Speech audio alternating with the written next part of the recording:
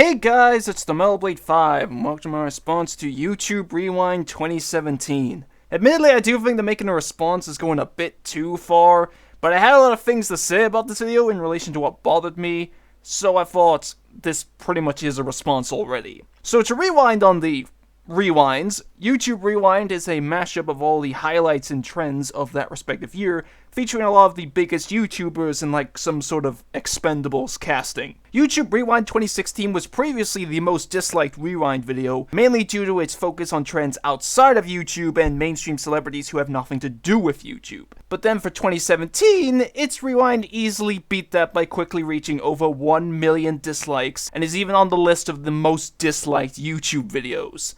And personally, I share a lot of the gripes with the video that other people have, and even more. Getting to the obligatory section of me forcing in something that doesn't have much to do with the video, but couldn't find a better excuse to mention and didn't want to make a separate video about, the name needs work. For the most part, 2017 was a bad year for me, since I became a victim of constant verbal abuse and harassment due to people repeatedly manipulating my words, manipulating various forms of information to make me look stupid, and completely assassinating my character by spreading lies about me, which has actually left me with post-traumatic stress. Even to this day, these lowlifes are still harassing me out of spite for me criticizing them, and I'm not trying to get sympathy, I just want to get this off my chest. So, it's a little fitting that a horrible year for me would also have a rewind that I personally thought sucked. However, before I get into this, I want to say that I have nothing against the people who make YouTube Rewind or any of the YouTubers featured in this one. And most importantly, at the end of the day, my gripes with this rewind are just my opinion and not me trying to pass them off as fact. So let's get into it. So the video opens up with Stephen Colbert asking these two chicks who I've never seen before but are apparently Vine stars about 2017, and already we've reached one of my issues with this rewind. I don't know how many people are aware of this, but this is apparently a reference to that BBC interview in which the dude's kids walk into the room. I knew about this since it was everywhere at the time, and even Ant and Dec made fun of it on Saturday Night Takeaway, but this reference completely went over my head due to the fact that, other than the world map on the wall, this room looks nothing like the one from that interview. And the kid that walks in, who I also don't know, is much older than the kids in that interview. So I think that this reference was poorly presented, at least to me. Then it transitions to Louis Fonsi and Daddy Yankee singing Despacito while a bunch of YouTubers dance to it, and now we reach my biggest issue with this rewind, which can be summed up by the following clip. Who are you people? I know hardly anybody in this video. Granted, part of that is because a lot of these YouTubers are foreign, and I do support YouTube Rewind featuring YouTubers from other countries, as long as they're really big internationally or in their home country, but there are still so many YouTubers that I just have no idea who they are, and I probably wouldn't be so bothered by this if the YouTubers that I did know weren't pushed to the side. People like Markiplier, Superwoman, and Dan and Phil have barely any screen time, despite having millions of subscribers, and there were also a lot of YouTubers like Fine Bros Entertainment, Epic Rap Battles of History, and MatPat and Stephanie that I could not see either on my first viewing or at all due to being pushed in the background or made unrecognizable. And I'm not saying this because, oh, they didn't feature the YouTubers that I watch, because a lot of these YouTubers that I didn't notice or have very few screen time, I don't watch. Just to show how few YouTubers I saw, there were over 200 featured in this video, and excluding the credits, do you want to know how many I knew and saw in my first viewing? 16! And that's including the mainstream celebrities. That's like a little over 2% of everybody in the video. Then we cut to KSI playing with a fidget spinner, which is one of the few trends that I got in this video, which controls the motion of this train, which apparently is a reference to some video where a train plows through a bunch of snow, which I'd never heard of until I was looking at what trends were featured in this video on Wikipedia. But I'll say that's more my fault since I didn't know about that video.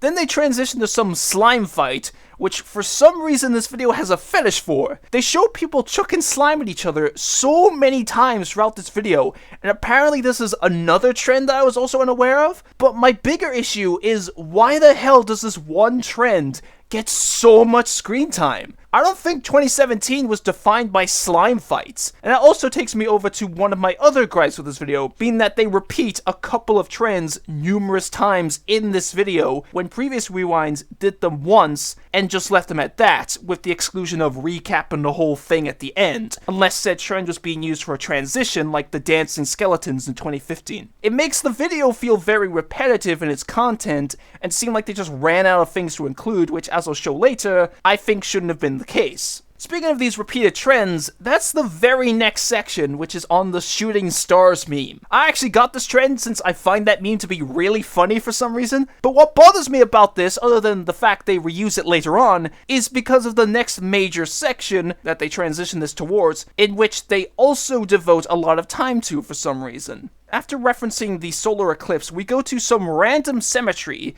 that features a bunch of zombies. For one, the zombie makeup made all but one of the YouTubers that appeared as zombies impossible for me to recognize on my first viewing, but also on my first viewing, I was confused why zombies were prominently featured. And thinking as to how All-Star was referenced, I jokingly said, maybe it's a cemetery for dead memes. But then I realized that's what it actually is. Why are they resorting to referencing dead memes on YouTube Rewind? As in, memes that died before 2017 even began. According to Wikipedia, All-Star had a huge resurgence in 2017, although it's news to me. I knew All-Star being a meme long before that. So, okay, that explains All-Star. But what about all the other dead memes? They didn't get a resurgence, so why reference them? This is what further gives me the impression that they ran out of things to reference, and thus had to rely on old memes to fill up time. And this is the part where I show how I don't think that should have been the case. Because 2017 had tons of memes that could have been referenced other than just mainly shooting stars.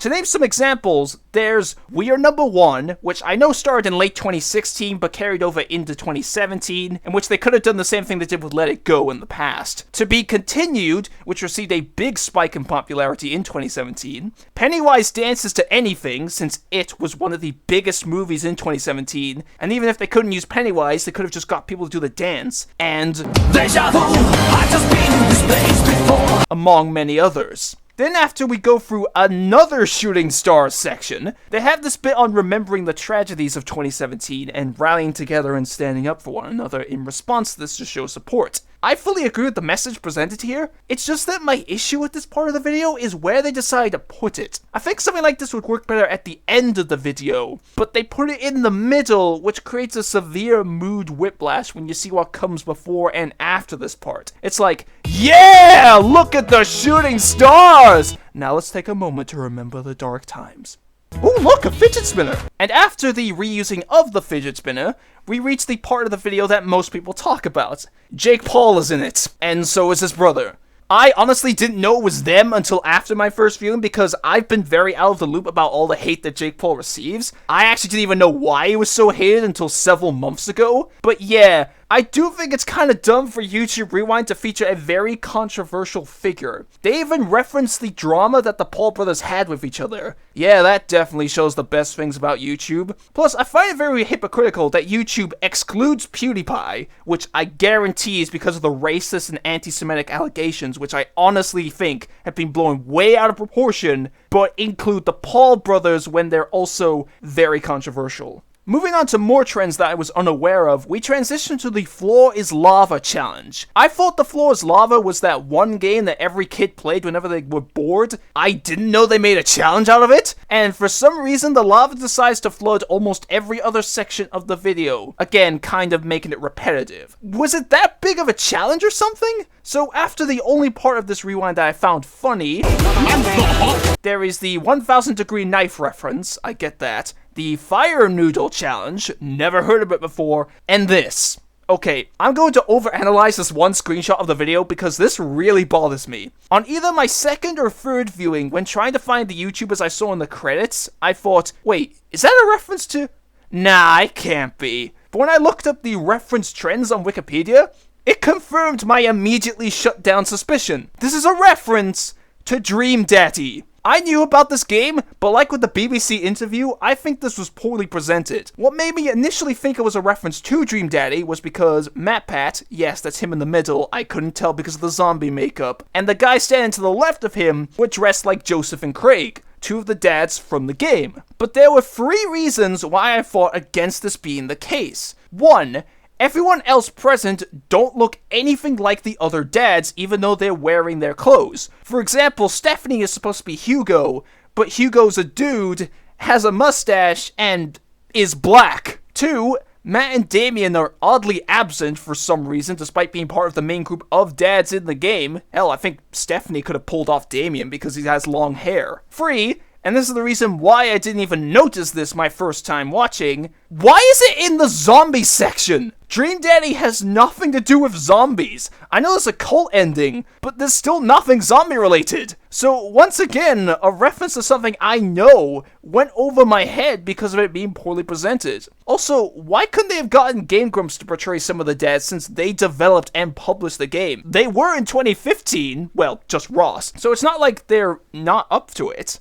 And then as YouTubers who get little to no screen time burst into the room for the beginning, it ends with another Shooting Stars reference. I think, since they get blasted into space. And then it ends back at the interview, with the credits showcasing various animators, who I have no idea why they were shoved into the credits. I think they deserved a bigger role than just being a side note at the end, especially since I actually know some of these animators. They could have at least been in the Shooting Stars section, since they would have looked less out of place next to the non-animated YouTubers.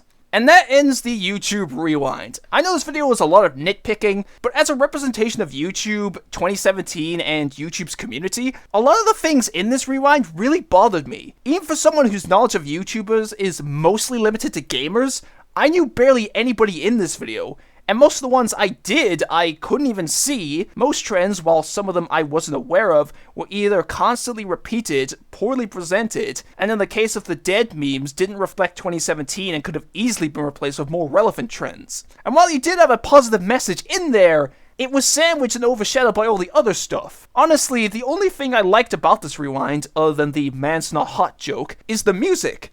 But I don't think it's a saving grace, since I wasn't a big fan of 2016's either, and the only thing I liked about that was also the music. So now that I got my thoughts on 2017's YouTube Rewind out of the way, I'll see you guys for my next response video.